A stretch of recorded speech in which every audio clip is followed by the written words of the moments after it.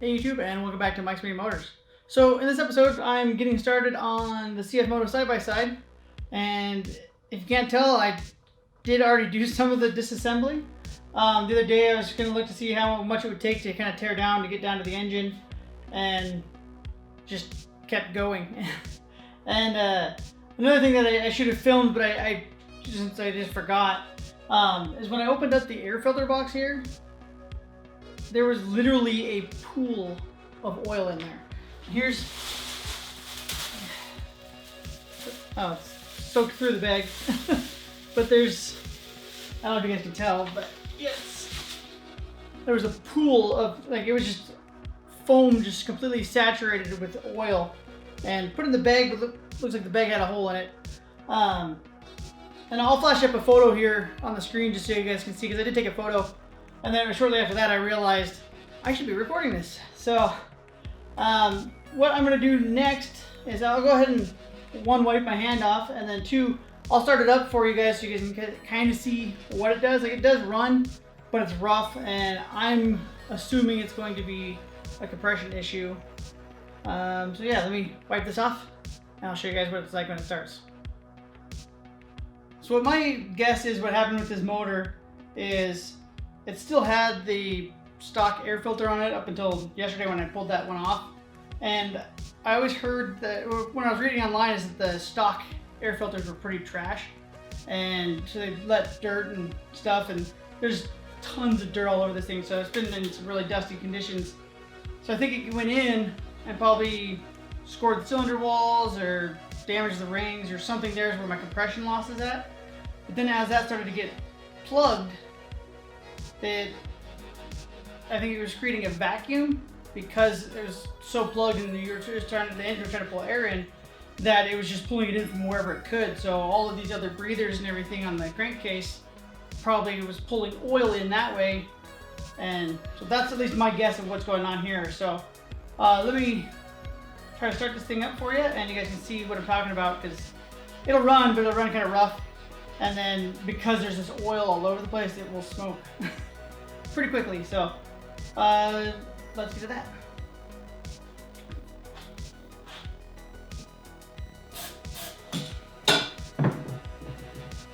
Alright, just give her a little spritz of carb cleaner in there just to see if it starts a little easier, and here we go.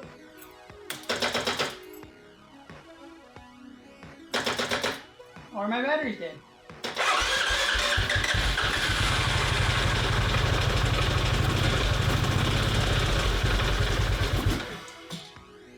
So you can see it ran for a second, and then even for that quick little run, you can see all this smoke. Kind of gross.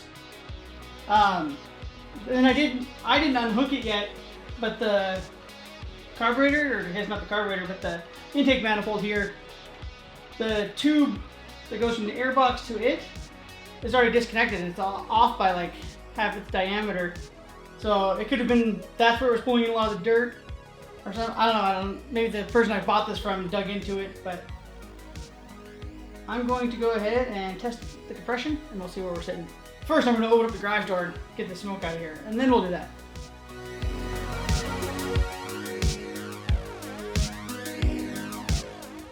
So here's the spark plug I pulled out of there. It doesn't look bad now because I did pull this out already once, and I cleaned it up, but it was all kind of black and oily and stuff, and probably just from all the oil this thing's been eating. But let me grab my compression tester, and then we'll see what that's looking like.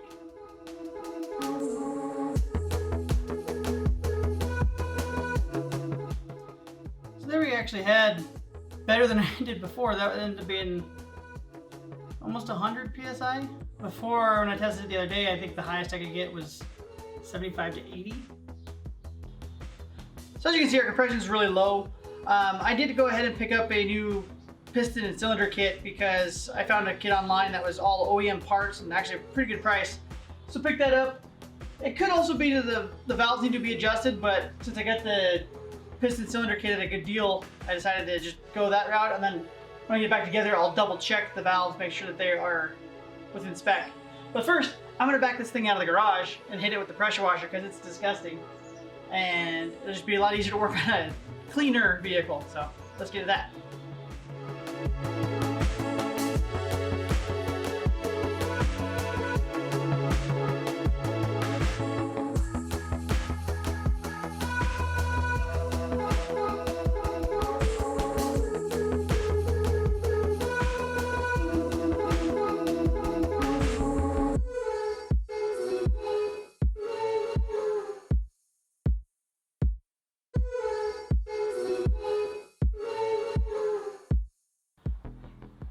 All right, so now that we got her clean, or cleaner at least, I'm ready to start tearing into this thing. So what I'm going to start with is I'm going to get the valve adjustment caps off and then this valve cover, and then that's where I'm going to start. So I'll do a hyperlapse real quick of that and then we'll keep going.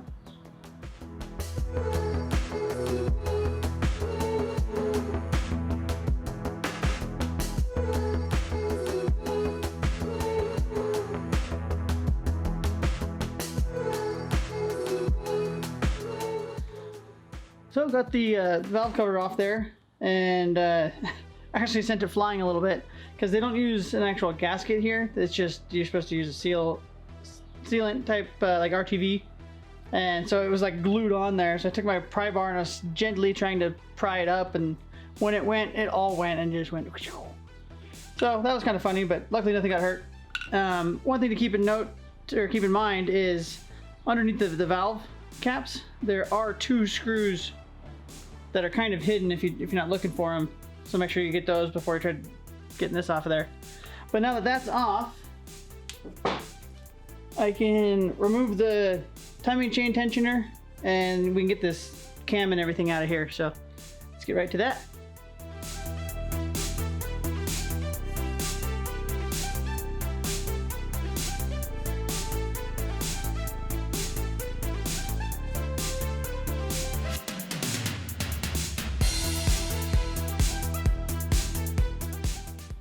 All right, so I got the camshaft out of there.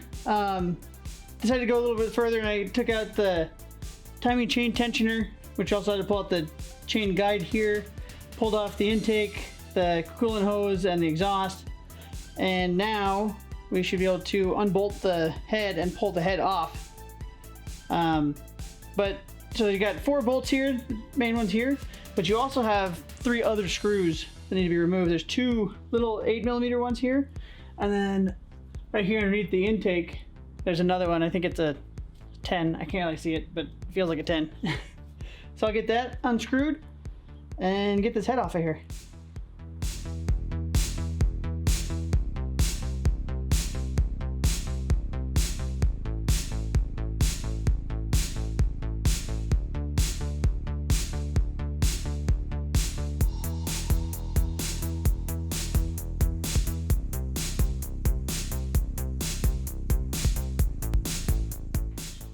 So here's the cylinder head off and down to just the cylinder and piston. The piston's got all sorts of crud built up on it and stuff. But if I move the piston down and look at the cylinder balls, and I feel a bit of a ridge at the top, but other than that, it doesn't look too bad. So I'm thinking it might just be the piston rings. Oops, sorry for bumping the camera. The piston rings and stuff. So I'm gonna put this back to as close to top dead center as I can. Right there. And now we can get the rest of this pulled off and replaced.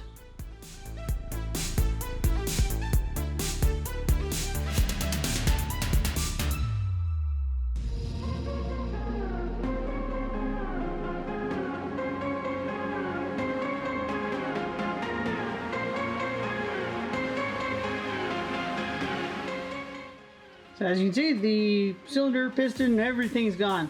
So now what I gotta do is get the cylinder prepped with the new rings and everything, and then install is just the reverse of what we've already done. So it should be pretty simple. And let me grab the pistons real quick. I'll show you a comparison of the two.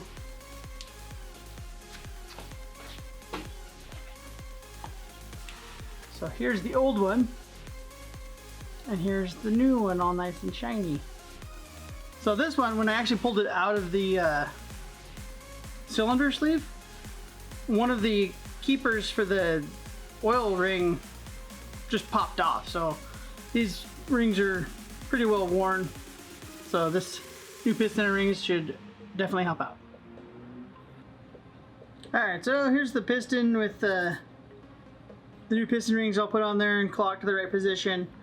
I'll put a photo here in the corner of the screen to show you guys the correct orientation to put these rings in, if anyone ever needs it, and then you can just take a screenshot or however you want to get it. But like I said, the reverse or the installation is just the reverse of the disassembly we did. So I'm just gonna hyperlapse that so you guys don't have to sit through all of it. And then we'll see how she turns out at the end.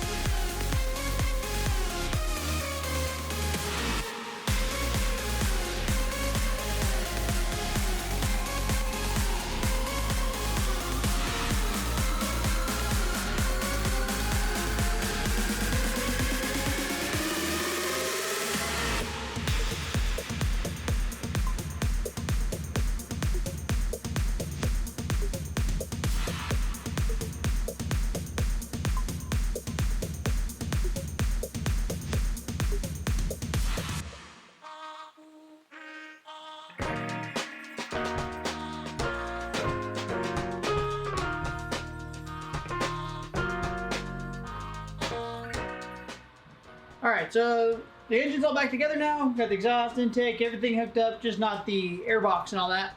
Want to make sure it works first. Let's go ahead and try to fire it. See how she does.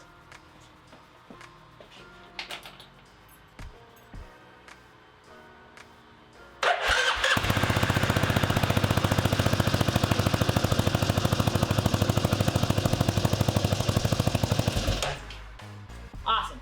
So now she's running again, which is great, and no smoke or blow by coming out of this crankcase vent. Where before, as soon as I'd start it, you'd get smoke and stuff, and I think it was just all the fuel and everything. Just there was so much blow by past the rings on that cylinder that it was just going out and coming out this way.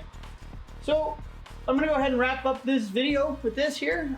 Before I slap everything back together, though, I'm gonna do an oil change on this, check my valve clearances and everything like that, and then I can slap it all together. That'll just be in the next episode. But thanks for watching.